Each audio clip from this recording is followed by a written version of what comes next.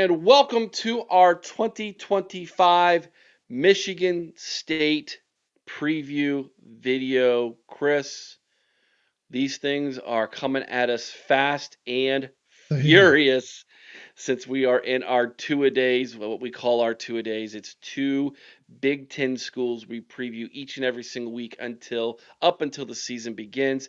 And this week we're going to East Lansing to the state just north of us. Going to be talking about Sparty. Year number two of the Smith era up there in East Lansing. Chris, your overall thoughts before we dive into a little bit of the history, how the season went.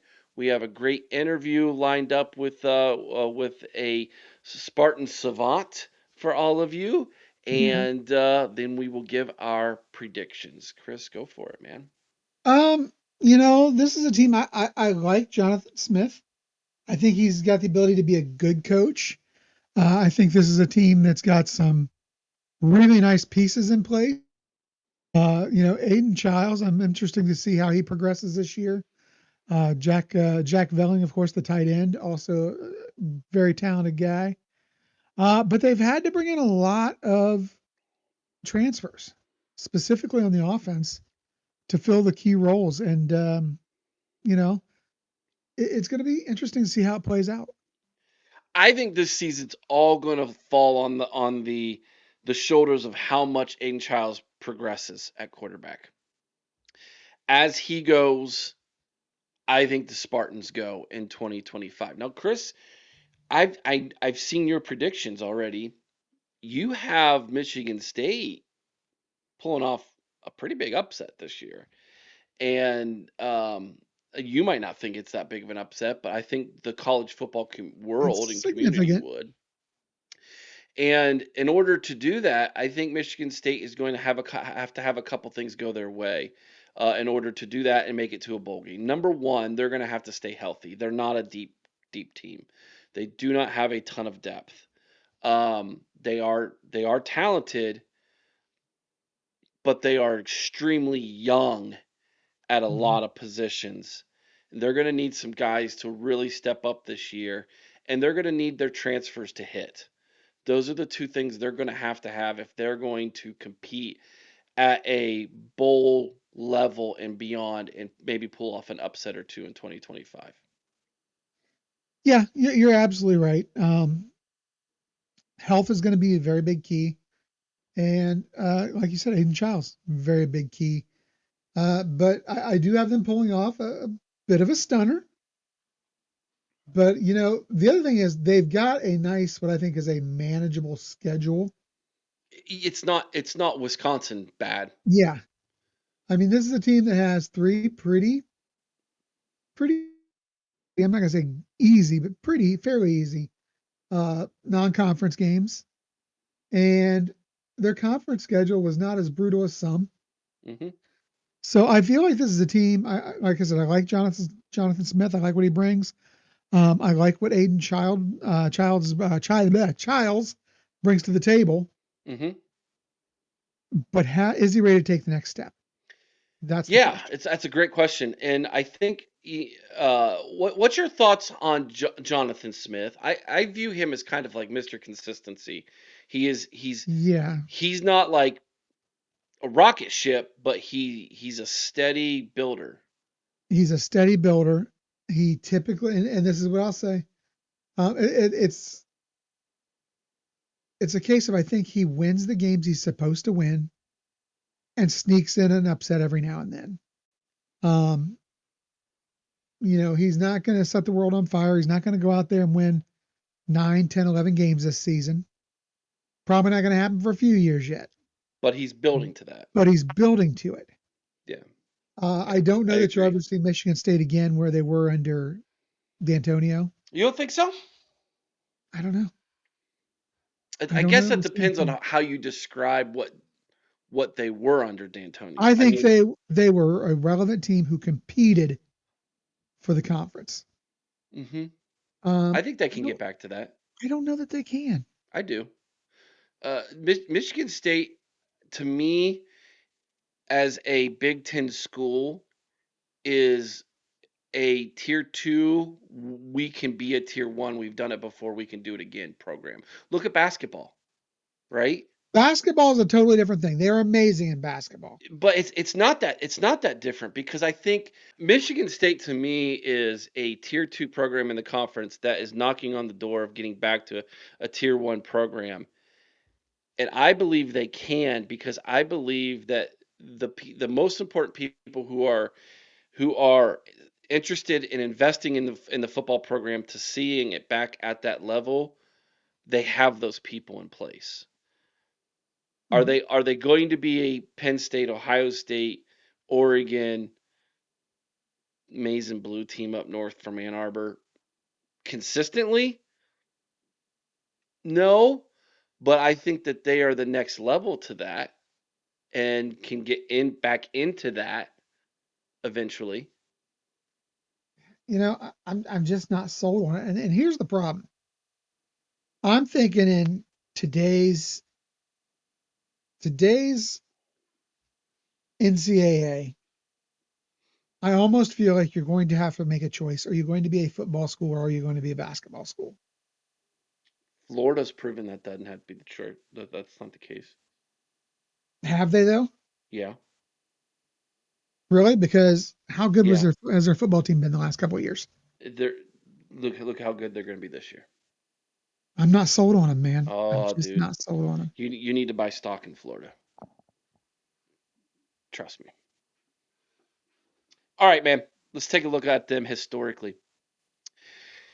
Michigan State, 733 career victories to 490 career defeats, 44 ties. They are 14-16 in bowl games, 19 conference championships. They play their home games at Spartan Stadium, seats 75,005 in East Lansing, Michigan. Head coach Jonathan Smith. This is year number 2. He was 5-7 overall last year, 2-7 in the old Big Ten. Actually, if he was 5-7, that means he was 3-6 in the Big Ten. Yes, three Yes. and six. That was a yeah. Listen, every one of these will have a typo, Chris. Every one of these. Yeah, That's the way it well, is. It's the way it always will be with me. That's how it's gonna go. It's my bad. I I I can get the years wrong, Chris. I mean, give me a break. All right, last season in 2024, they beat Florida Atlantic, Perryview, and they lost to Boston College in the non-con. But that one was on the road. We'll be talking about that in a minute. In conference, they beat Maryland. They beat Iowa 32-20, Chris. And they beat Purdue 24-17. They lost to Ohio State. They lost to Oregon. They lost to in-state rival by 7 points. They lost to Indiana. They lost to Illinois, and they lost a tough one at the end of the year to Rutgers that prevented them from going to a bowl game. They were 5.5 win team according to Vegas. Boy, Vegas was right on the money, weren't they?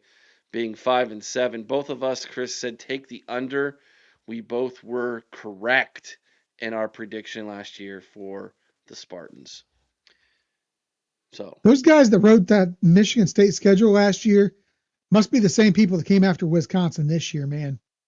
That was a brutal conference schedule they had last season. yeah, that's tough. He, I mean, they, you got Ohio State, in Indiana, Oregon, Michigan, and Illinois last season. yeah, but no one knew Illinois was going to be the Illinois that it ended up being Well, and last nobody year. knew Indiana was going to turn into what it was either. Touche. But we wondered if a G6 or G5 All Star team. yeah group of five All Star team. Is it a group of five or is it going to be a group of six with the Pac-12? That's my question. I don't Let's just call it a group of seven and throw Notre Dame in there too. know. Oh, geez, yikes! All right, guys, we're going to bring on Nick from the Spartan Savants. This was a fun little interview. I think you guys are going to enjoy this. We're going to break down their roster. We're going to talk a little bit about year number 2 under Jonathan Smith. We're going to talk about what his view on the season is going to be, and then Chris and I are going to come back and give you our predictions. And welcome back to the OHIO podcast, everybody. And I am joined by Nick from the Spartan Savants Podcast, our sister's podcast over at the College Huddle. Nick, welcome to the OHIO podcast. Thanks for having me. It's great to be here. How are you? Yes, I'm doing great, man, and excited to talk about Sparty. Excited for the upcoming season, and it seems like we're doing these way too early. But Nick, the season's going to be here before we know it, and so we got to jump on these things. So you are team number 7 of 18 in our Big Ten previews that we're doing. So Nick, let's dive in to Michigan State. Let's talk about Sparty. So last year, first year under Coach Smith, 5-7, almost made that bowl game. Had some young guys on the team. Give me a rundown, maybe the pulse of the fan base from year one, and what were the Michigan State fans thinking after this first year? So, I don't know if you've been following it all, but this past month, we've had a pretty good recruiting month. So I'd say the whole outlook in general from the beginning of June to the end of June is a little different. But at the end of last season, even though it was year one under Jonathan Smith, it was still the third year in a row we didn't make a bowl. So we are very anxious and maybe a little overly pessimistic at times, I've noticed, just because we miss being relevant and winning games, being competitive. But I think we are going to be improved this year. What's the fan base think of Jonathan Smith overall? So again, I think we know he's an adult in the room. He's proven. I mean, he's built Oregon State from going two wins to, I want to say, 10 wins multiple times. And he's beaten Oregon a couple times. He's beaten some big teams. So we know he's at least going to be able to get the runway. But sometimes, just in how college football is today with the transfer portal and everything, people are just a little bit more impatient, I'd say.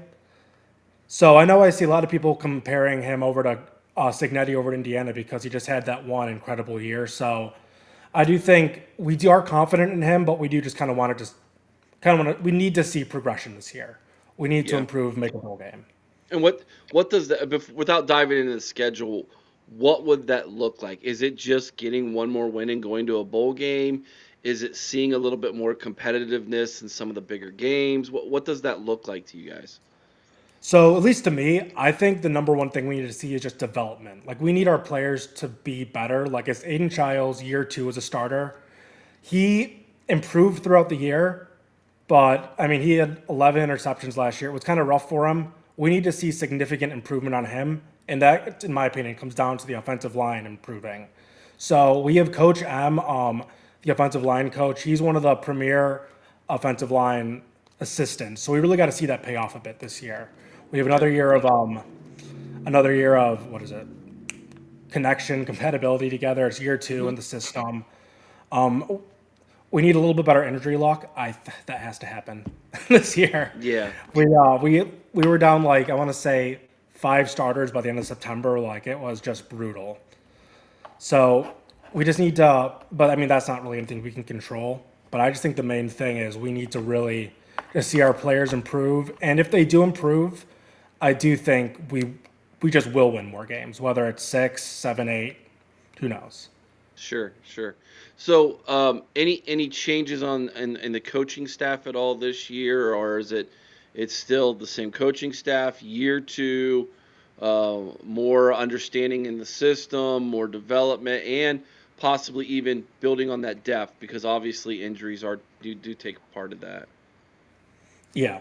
And I do think he's addressed a lot of these. The coaching regime is almost completely the same. Yeah. Again, a lot of guys who Smith brought over from Oregon State as well. But he did hire, and I'm extremely intrigued by this. He hired John Boyer out of Oregon State, who was with him before, but he stayed at Oregon State this past year. And he's the new, I think for some reason he's the tight ends coach, but he's focusing on the QBs right now. And apparently he's been really helpful with Childs. He's very adamant to point out his mistakes, and they learn together.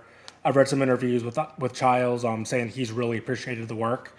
And apparently he was a pretty big part of why people thought Jonathan Smith was so good in his offense at Oregon State. So I think he's going to be a great addition.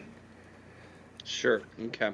Um, let's dive in a little bit into the potential starters for this year. So I'm gonna jump into our lads. It's kind of my go-to if I, Yep. and it's funny because as an Ohio State fan, sometimes I look at our lads. I'm like, well, you're wrong about that one. So that's why I'm asking here. So uh, let's go ahead and talk offense first because it looks like there's quite a bit of turnover here. And you mentioned rebuilding the offensive line. So let's start there. You got three new transfers, it looks like, into the program that our lads is projecting as starters on the offensive line. You got two returning players from last year's team on the left side of the line. Stanton at left tackle. You've got Kristen Phillips at left guard. And then you got the three transfers.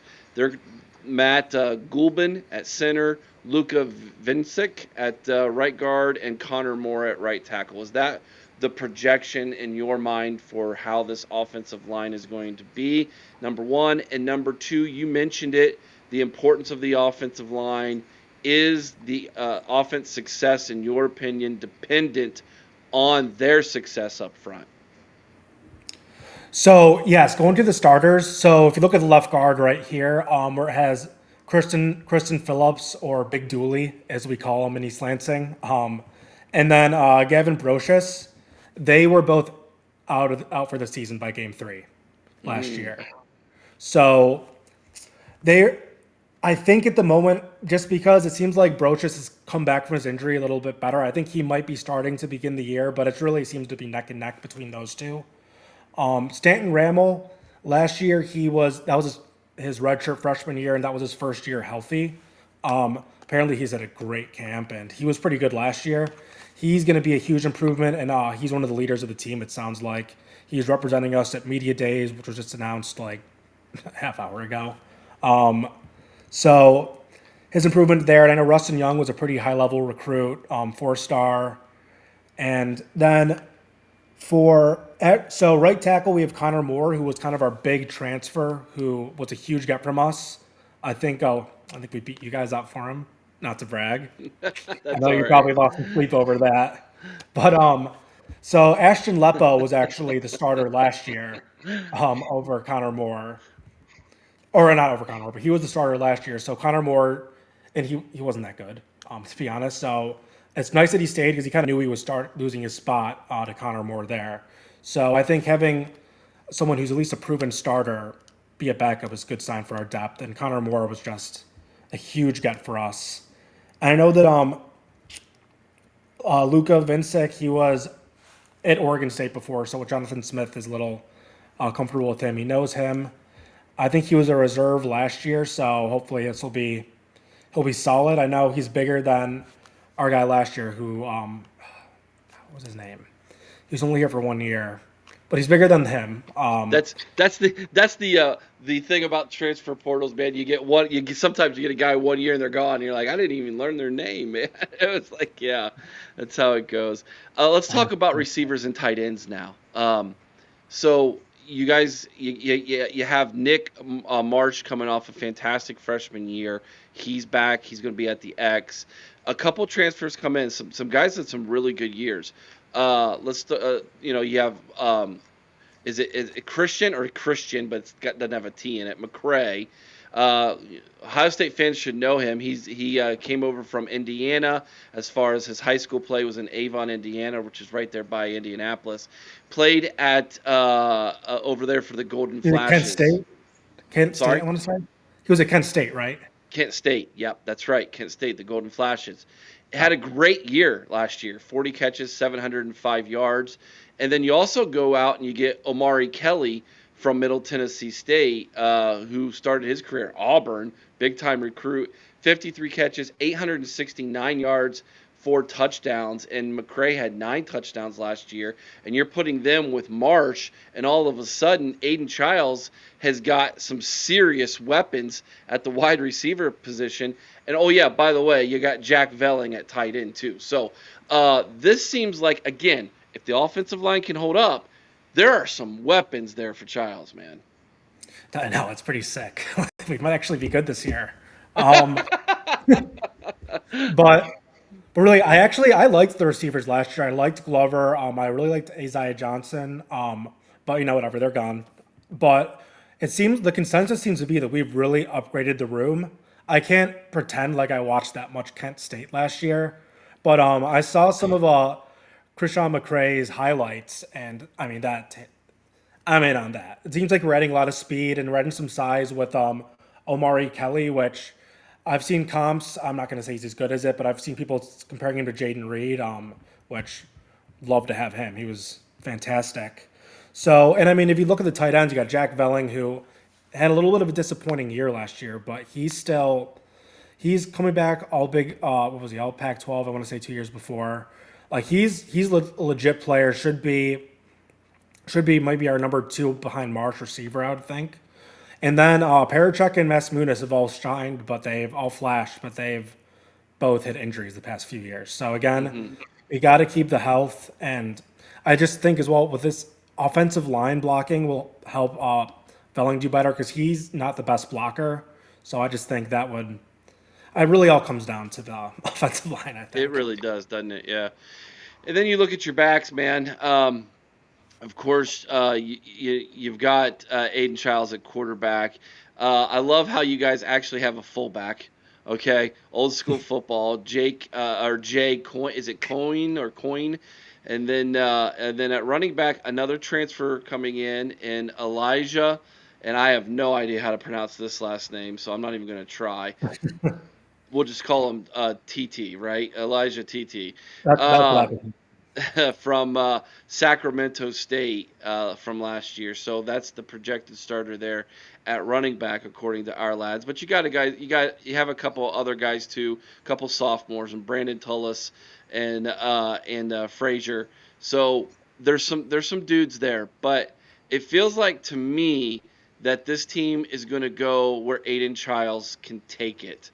And that means with his arm more than likely. So yeah, you guys have some guys who you can hand the ball off. You want to keep people honest, but this is all about Aiden Childs and making sure he has a massive step forward in year number 2 as a starter.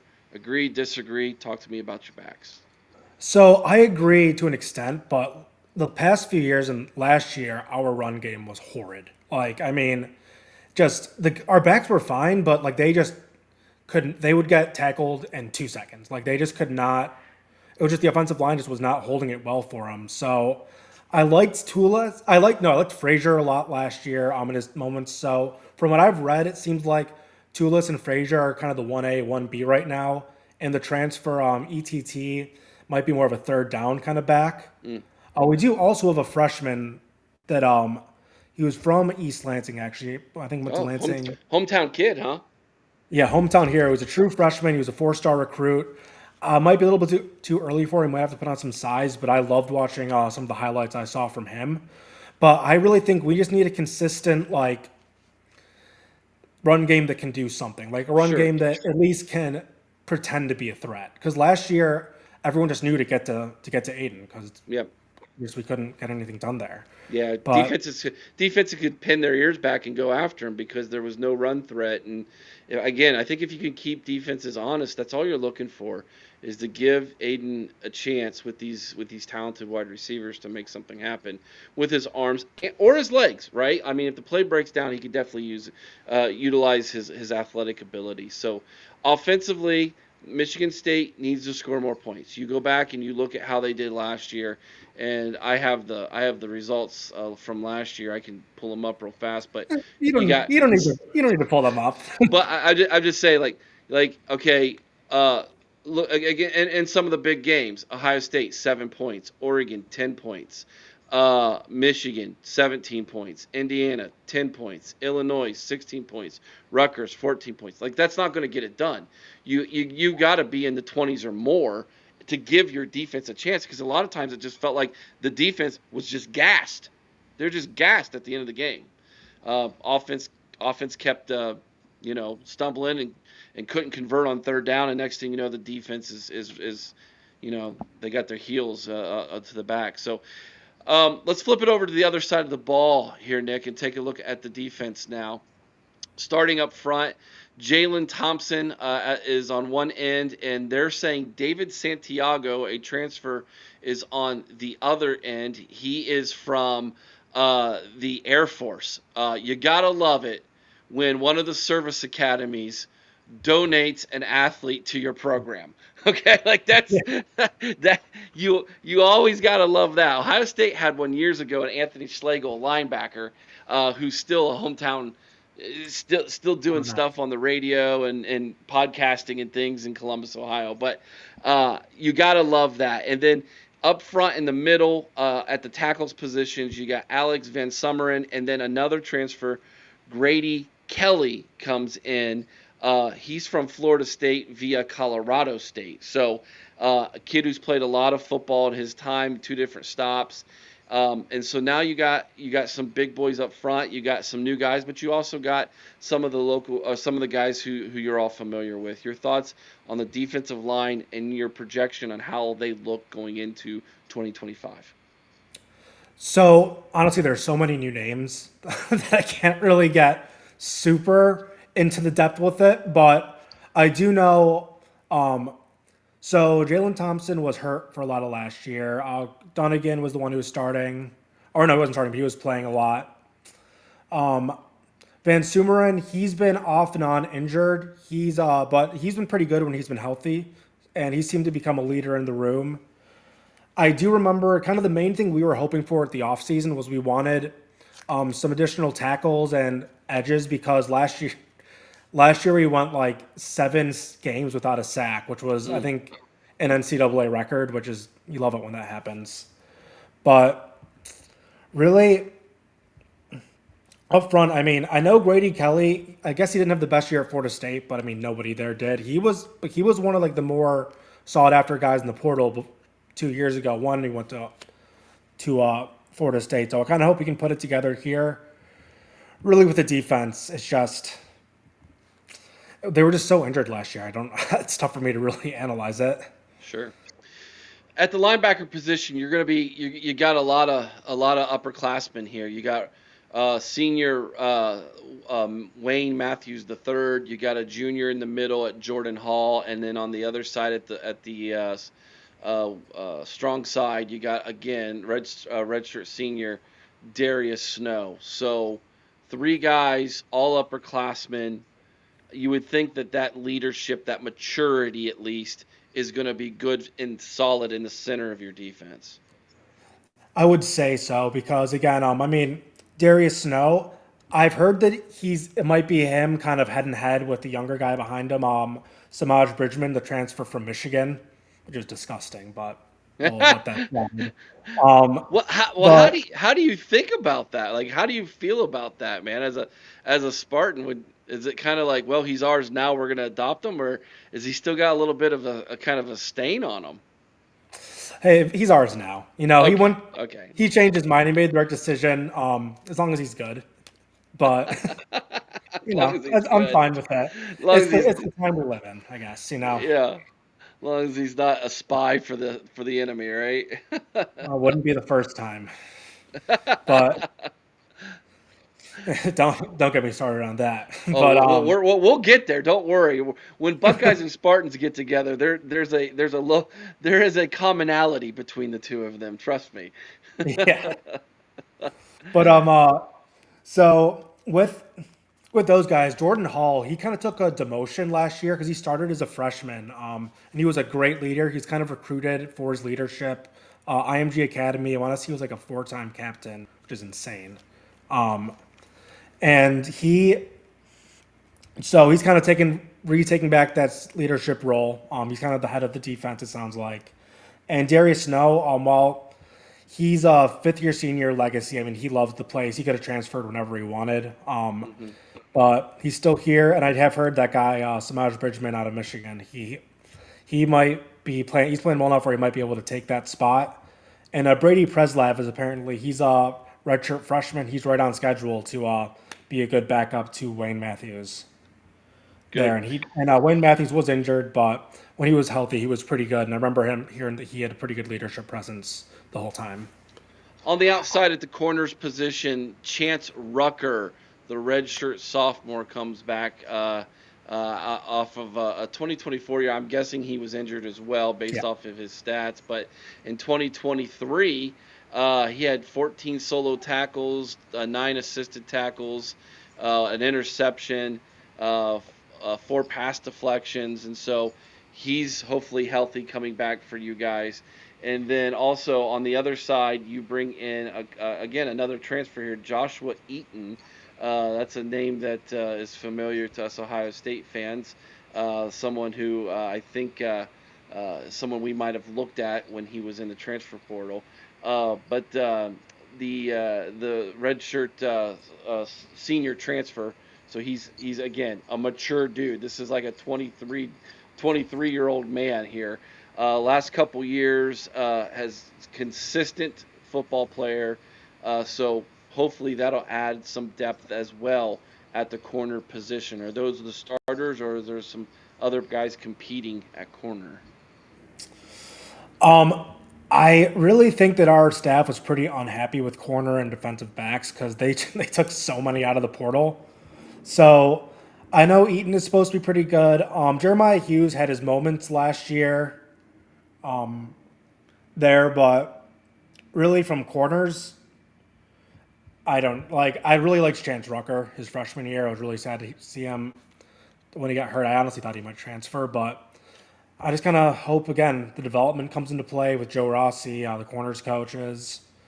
That's really what I can see there because there's so many just new names that I barely know much about the corners or defensive backs. Yep. Jeremiah Hughes, you mentioned him, the former Bishop Gorman product who went to LSU and found his way to East Lansing. They got him penciled in at nickel this year, and then at the safety positions, Malik Spencer, the senior, and then Martinez comes back to as well this year. So interesting that you guys again.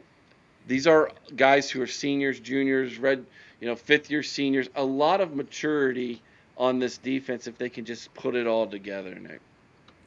No, I honestly love the safeties. These are guys who they've been here for a while. Nakai Martinez, this is his second year here, so I want to say he was with Central Florida before, but he was better than expected last year. I thought he was graduating, so it was great to see him come back. Malik Spencer, he's extremely talented. People have been saying he could be a first round pick. I don't really see it, but I would love that to be true. But he's been good. He's been at least very good. Make a couple more catches. He dropped a couple pick six or interceptions, but yeah, just if he puts it together, he could be great. And the depth is much better too. Justin Dennison flashed as a true freshman at times. Morgan Smith was okay, but we actually just have more depth here now too. So yeah, Martinez, 70 solo tackles in 2 years at the corner position. That's not normal. Like that. Usually corners are like, I don't know. This guy, he's a physical ball player, huh? He's a dog. Yeah, he's cool. He's a dog, he said. I love it. All right, let's dive into the schedule, Nick. Let's see if we can get you guys to a bowl game here, all right? All right. Here we go. August 29th, you start off against Western Michigan. You got the Broncos there coming to town. That should be a dub. I don't think Connor Stallions will be on the sideline across the sideline that day, so you should be all right. September 6th, you got Boston College again. This is a home-and-home series with the Eagles. This time you get them at home, and then you round out the non-con taking on an Ohio school, Youngstown State, the former home of Jim Tressel. Youngstown State on September 13th. I think Sparty goes 3-0. Boston College is really the only game that gives you any hesitation there as a Big Ten fan. But I think, you played them tough last year in their stadium. You get them at home this time. I think Sparty should go 3-0. Nick, your thoughts? We have to go 3-0. We just simply have to go 3-0 here. Last year, I'm going to make excuses, but last year it was Boston College, red bandana at night with 3 of our 4 top receivers injured. So I really do think that is a game we're going to win. Again, We've upgraded our receiver room. We're just so much more talented, and we should be more cohesive this year. Where I just don't see us losing there. And Youngstown State and Western again have to win. Yep. All right, we jump into Big Ten play by going across the country at USC on September 20th. A USC team that feels like they are much improved heading into this season. Lincoln Riley kind of feels like it's kind of put up or shut up at this point for him out there in Los Angeles. Here's what I'm going to say about this game, Nick. I'm going to need your help on this one. I want USC and Michigan State to be a new rivalry game, a new Big Ten trophy rivalry game. We can call it, Hello, uh, Troy. yes, right? But here's the thing: the winner gets the sword. Okay, You I like like that. that? Yeah, Can I you like that. Oh, imagine the team running off with the sword that the USC Trojan guy ran onto the field with at the beginning and spiked into the ground? Like that's the trophy oh, everybody that plays would be for. awesome. And then you see Big Sparty and all his muscles the next week holding that big trophy or that big sword. I think we need to make that thing happen. Let's make I we'll get the Spartan Savants on it, the college huddle. Let's make it happen. I'll make some calls. Well, we'll get something Perfect. done there. Perfect. I'm rooting for you guys in this one. Obviously I'm a traditionalist, so I want to see all the traditional 10 do well. So we're rooting for Sparty to go out to Los Angeles and get that win. Plus, I would love to see I'd love to see the USC fans uh, turn on Lincoln Riley this year really fast, and that's how it would happen. But I'm probably leaning USC in this one, Nick. To be honest with you. All right, so I'm gonna drink my green Kool-Aid here. Nice. Look at brought the Um, prop. I love all it. right, I drink the green Kool-Aid for this. I don't think it's crazy for us to win this game. I mean, Jonathan Smith has beaten USC plenty of times at Oregon State. That's one of the reasons why I liked that we brought him over because he has experience against these other Big Ten teams, or yeah, these new Big Ten teams from the Sure. West Coast. Aiden Childs is from California, so a bit of a homecoming. USC actually tampered with them when he initially transferred to us. It seemed to be between us and USC. So again, I just think we can. It's early enough in the season where we can kind of surprise them, pop them in the face, and I mean, I don't know. I'll believe it when I see it with USC. They haven't been that good the past few years. I like it, Nick. I like it. Frothy. All right, September 27th, by number one, you come back. You begin October on the road again at Lincoln, Nebraska, taking on the Cornhuskers. Again, similar team to USC. Higher expectations this year. They finally made it to a bowl game last year. Dylan Raiola, year number 2 for him. Coach Rule, year number 3 for him. Usually his third year in a program. They do extremely well. So expectations super high in Lincoln. Can you make it two upsets in a row here? Because are you going to drink more Kool-Aid, or is it like, okay, we finally take an L here? I can very easily talk myself into 12-0, Oh, but oh, I really? will, I will, I will take the L here. I think splitting USC and Nebraska would be fantastic. Okay. I think Dylan Raiola, I think is Aiden Childs-esque. He had a hot beginning and kind of tapered off at the end. It seemed. I think he got injured a bit. I saw he threw 11 interceptions as well.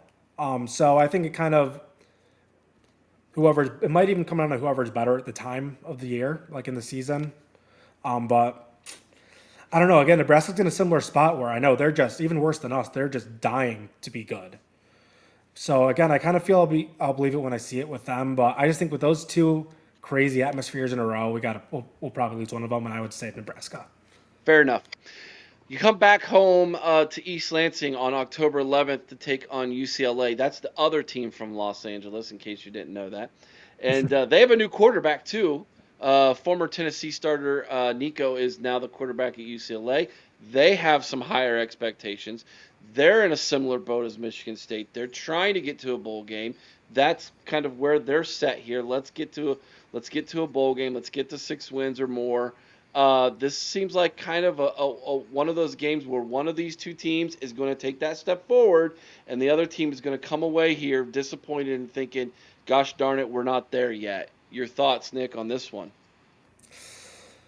I think So first of all, I know this game's is it noon? Is it noon?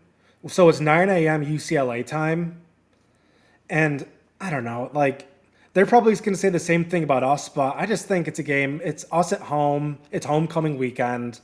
We're gonna pull. We're gonna win. I don't know if it'll be an upset or not, but that's just a game that if we're gonna have a good season, we have to win. Simple as that. October 18th, you're at Indiana. Now, this is a Indiana team coming off a massive 11-1 regular season last year, a season where they went to the college football playoff and shocked everybody. Expectations are super high in Indiana. Not that they're expecting the Hoosiers to get back to the college football playoff, but they are expecting them to compete once again, at least to be in the conversation. If this thing is in East Lansing, I feel a little bit different about it, but having to go to Bloomington, although that's typically not a tough place to play in, traditionally, it's different now. I feel like Indiana kind of has the advantage here in this one. Nick, do you disagree with me?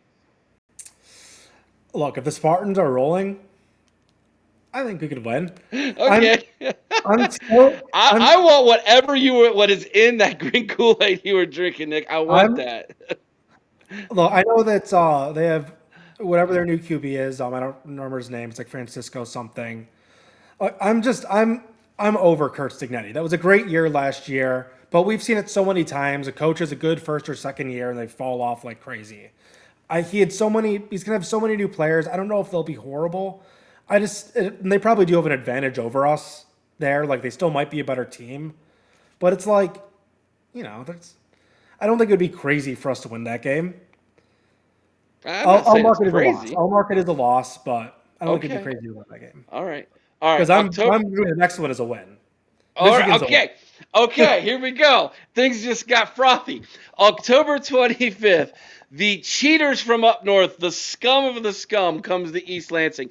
Everybody is a Spartan on this day in the Big Ten. Everybody is, okay? The entire state of Ohio will be wearing green this day for you guys. My co-host, he marked this down. Michigan State gets the win. He believes it. He absolutely 100% believes it. I went back and looked at how last year's game went. You guys had them. You were right there. And yeah, go ahead. I actually can pinpoint the exact second our season ended, and it was the end of the first half when Childs fumbled and it ended up with them getting a field goal. That was when our entire season, I think, crumbled, and that's when you kind of just could see everything feel differently after that game. Yeah, you get them this year though. Oh yeah, easy. Well, not Easy, he said. not easy, but at home. We lost 3 years in a row. That doesn't happen. I think Jonathan Smith didn't Try really four. Yeah, Try four. that's could you do us a favor this year and beat them? Well, Please? we should have done it last year, man. It is what it is, dude. It was but in a weird way, Nick, losing that game, I think, is how we ended up winning a national championship, which is just That's fair. insane to think about. But you can make that argument. We're gonna come back. We're gonna circle back after we get done here. We're gonna talk about them at Minnesota. If this game's in East Lansing, I feel a whole lot better about it. But you're traveling to Minnesota here, man. I think that's a classic because we're going to beat Michigan. I think that's a classic emotional game loss. We usually lose the game after Michigan unless we're in our like prime D'Antonio years. But even 2021 with Kenneth Walker, we lost the Purdue the next week. That one was disgusting. But yeah, November 8th, second bye, and then James Franklin comes in to your house on November 15th. Now, at some point during this season, James Franklin's going to James Franklin this thing for the Nittany Lions. Is it in East Lansing on November 15th, Nick? There's a reason why I had us losing at Minnesota and at Indiana because I didn't want to seem that crazy. But this is a classic MSU upset. Like we usually beat Penn State and East Lansing. If you look at it, people always act like Penn State is this big, bad, better program than us. We're pretty even in our total rivalry and just games played. I know they're definitely the better team right now, more talented. But in East Lansing at home, if we're decently good, there'll be a big show up, great crowd, and I think we can pull out a win. Woo! Calling the upset. November 22nd in Kinnick at Iowa. Classic letdown again after beating Penn State, right?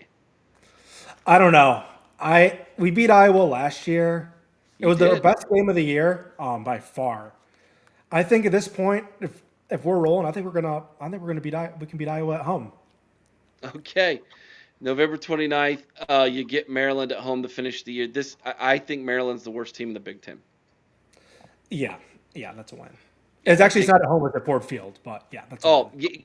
thank you. Yes, that is correct. It's at Ford Field, but I think this is the last game Coach Locke coaches in. If he's even there. Good point. Touche. All right, give me your absolute worst case scenario. Looking at this schedule, everything goes wrong, bottom of the basement floor, and give me your everything goes right, but I'm still being realistic, Nick. Best case scenario ceiling for the Spartans in 2025. Even though this says 2024 football schedule. My bad. Yeah. I made this. That's why it's wrong. It's the 2025 schedule. No, I gotcha. So worst case has to be. I think we've raised the floor, but I do think worst case we go 5-7 again, for the which would be disgusting. But we haven't won a bowl game in 3 years. I can't just automatically guarantee we're going to make a bowl. So, but I do think we're good enough to where if everything goes wrong, it is just 5-7. And I think best case 9-3 isn't that crazy. Oh, it's kind of crazy, but 9-3 is doable. I think. Okay, fair enough, man. I'll take it. All right, Nick. Let's circle back to our hated rival, our mutual buddies in maize and blue. As we sit here, as we record this on June 30th, of course, this will when you are all watching this, it will be in July now, and it'll be whatever Wednesday is in July. So that's when we'll be watching this here in a little over a week. So unless some news breaks that we aren't anticipating, um, we're still waiting for the NCAA to deliver some for the cheating and everything else that's been going on up there. I'm not going to dive into all of that. I just want Nick. I want you to give me your opinion of everything that's happened up there. What are the Spartan Savants been talking about? What are you all like us and we're just waiting for some kind of hammer to drop, and if it does, we're gonna celebrate like crazy. Oh, I mean, there's a parade. It's almost kind of sad, but we are very much we're an anti-stallions podcast. We think we think there should be vacated wins, and I just don't think there's any way there's going to be a bowl ban or anything. But we think vacated wins should happen. Who knows? But we're sick of them. Yeah, it's borderlines on idolatry the way that fan base worships that guy, and it's Oh, like why like he's one of the biggest reasons why you guys might be getting in serious trouble. And just the way they act, man, the arrogance from all of this is just sickening to me. And it's like every day you turn on the news, Nick, like you got freaking FBI, like like we got terrorist attacks coming off the campus of the University of Dumb, and they're like it's like what is happening up there? Ward Manuel, he should be fired. oh, Absolutely, oh. 100%. Ward Manuel is public enemy number one on the Spartan Savants. He's an evil human being. He's probably not that bad. He's I don't quote me on that. He's probably fine, but he's That's all just I right. mean with the Jeff Jackson thing, with the basketball player, I forget who it was. Juwan Howard. Yeah. Oh no, the player was one of his he had Ward Manuel's wife's car and like hit a light post or something. Like it was insane. Like he so much cover up. I can't believe Yes. it, but it's Yeah. Exactly. Well, you know what we should probably do is we should probably do a joint podcast if it's a bad if the hammer does come down. We should like oh, get together and just have like a celebratory Michigan State Ohio State podcast. might be a 4 hour long podcast. Yeah, we'll be drinking all kinds of Kool-Aid that day, if you That's know what right. I mean. That's right. Nick, tell everybody where they can find the Spartan Savants, and maybe we have some Michigan State fans who stumbled on this preview and they'd like to follow your guys' work. Yes, you can find us pretty much anywhere you get a podcast.